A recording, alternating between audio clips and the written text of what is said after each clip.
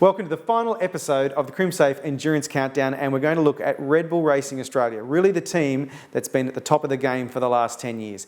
They've got champions in Jamie Whincup, Bathurst winners with Craig Lowndes and Jamie Whincup.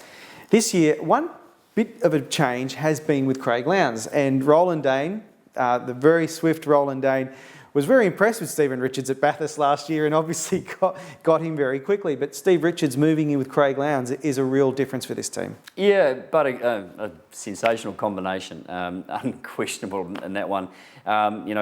Roland operates only at one level, and that's at the absolute top. So he's got a huge amount of confidence in his drivers, a huge amount of confidence in the co-drivers, and it's a formidable operation and formidable two cars. I mean, they just never give up. They just always continuously raise the bar, and it makes it very difficult for everybody else. And often it's quite sickening to see their performance and how often they just keep lifting their performance level. So where that all leaves the rest of us, well, we've just got to race to the challenge. And so far this year, the change in the championship, we've seen Red Bull and Jamie Whincup, take over the lead in the championship after sort of languishing a little bit. They've had their ups and downs, but they always bounce back. That when they make mistakes, often we hardly even know they've made them. Well, they never make the same mistake twice. And they don't make them twice. So it's a challenge, but it keeps everybody else on their toes. So they're definitely not going to have it their own way this year. They didn't have it their own way last year.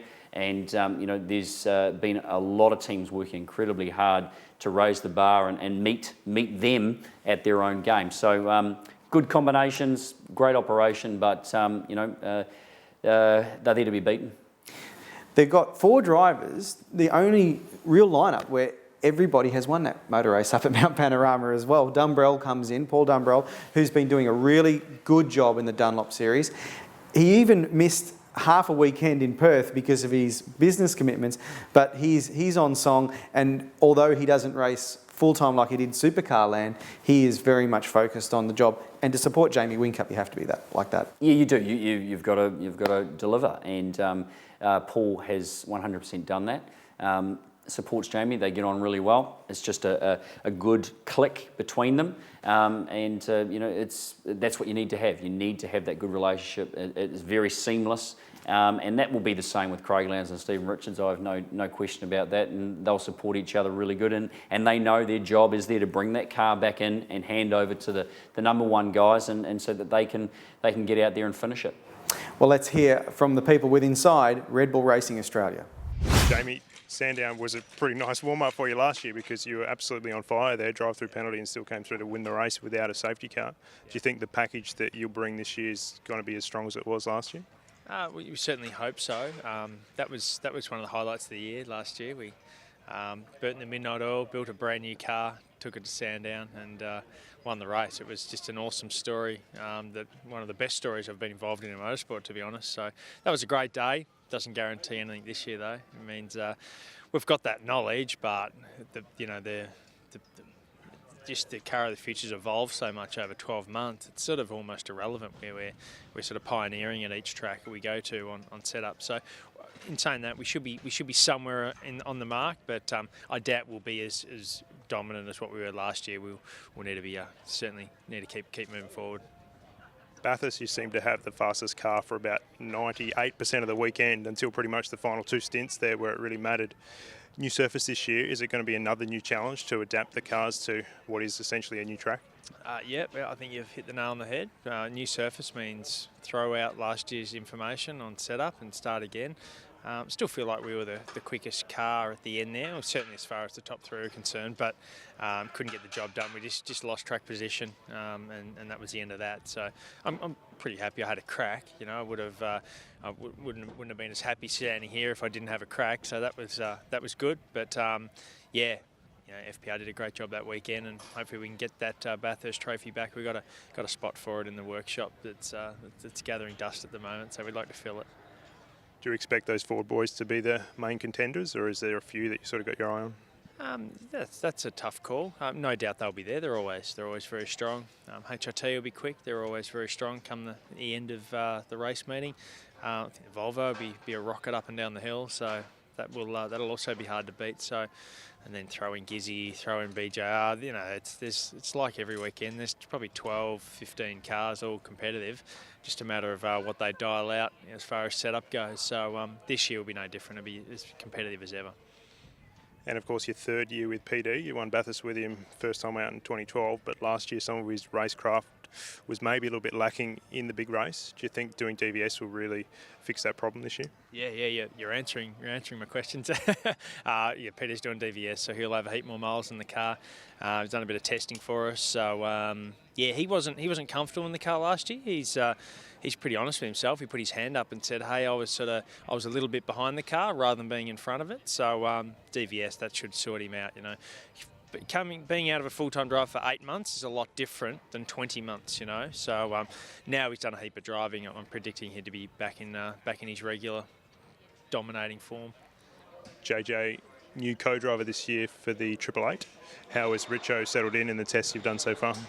Richo went very well. Had a full day of him driving the car, courtesy of Craig doing the spa 24 hours. So thanks to Craig, but Richo did really well. He didn't set a foot wrong. Doing good lap times. It was competitive with Jamie at the end of the day, so we're looking really good for not only in Sandown but Gold Coast, because we pretty much tested softs pretty much all day, every day on that test day. So we're looking good. He was pretty fast and no mistakes. So fingers crossed. Looking towards the 3 big races, Bathurst in particular, the 888 car's just been missing a little bit on Sunday afternoon compared particularly to the 1 car. Is there anything that you need to do differently to reverse that this year? Not really. I think we've been in the wrong place at the wrong time. A lot of it's all about track position on Sunday, and historically we've been fast in fresh air, but when we're behind someone we struggled. So I think if we focus a bit more on qualifying, we've qualified not as well as the other car in the last couple of endurance races. So not only does that compromise your strategy, but also you're stuck behind people. So I think if anything, we need to work on our qualifying. We've got 2 good drivers, so no excuses there. We just need to make sure the car's up the front at the start of the race.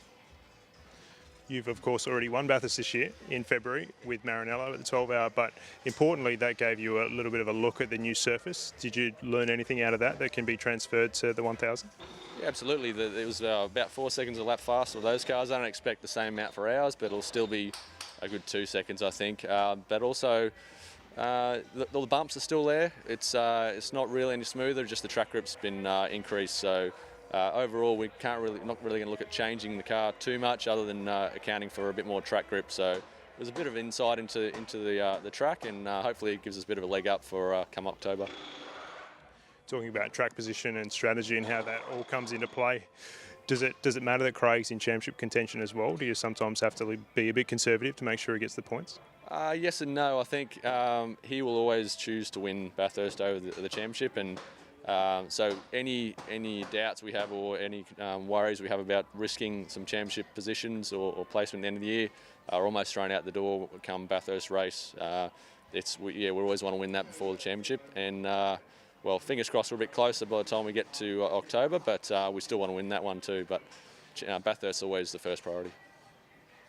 And the usual suspects are normally up there at Bathurst, but is there any car in particular that you think is going to really suit that layout this year? I think next door is our big risk as always. FPR are always strong, so I think out of those three cars, they'll be up there. HRT will show. They're always pretty good come October, but I think main risk is always next door. Not only do you have to fight with them on the track, but it's also a strategic nightmare. So it's going to be tough. Well, that was Red Bull Racing Australia. And Greg, we're on the eve of Sandown. I mean, as race fans, people like myself who enjoy the racing, but inside, even for yourself, what's it like, Sandown just around the corner? Well, I love Sandown. Always have. I think it's a fantastic race. That traditional lead up to Bathurst. We all sort of get our Enduro caps on and get working, and that's a great way to do it. So an amazing race, important, being at Sandown, the sort of traditional home of the 500. It's moved around a bit over the years, but it's great to be there. And, we get to find out where everyone sits as well. So looking forward to it. Well, Greg, good luck as part of the Holden Racing team, and please stay tuned to all the news throughout the Pirtek Enduro Cup right here at speedcafe.com as we take on Sandown, Bathurst and the streets of the Gold Coast.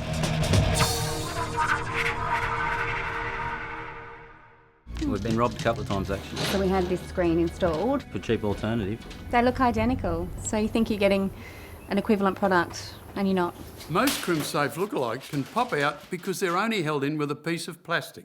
But Crimsafe screw clamp locks the mesh and spreads the impact. Solid and sturdy, and definitely instills a lot of confidence in us. If you pay for what you get, Crimsafe is definitely the way to go. Better off paying the extra and getting the better product. Because if it's not Crimsafe, it's not Crimsafe.